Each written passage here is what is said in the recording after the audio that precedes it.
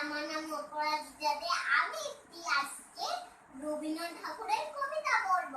দামোদর শেঠ অল্পতে খুশি হবে।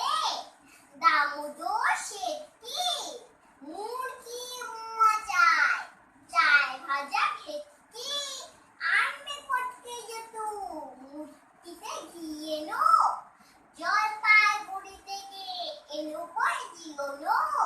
চাঁদনিতে পাওয়া যাবে গোয়ালের পেটকি, চিনে বাজারে থেকে এলো তো গরম চা। কাকড়া ডিম চাই, চাইছে গরম চা, না হয় খরচা হবে, মাথা হবে হেটকি।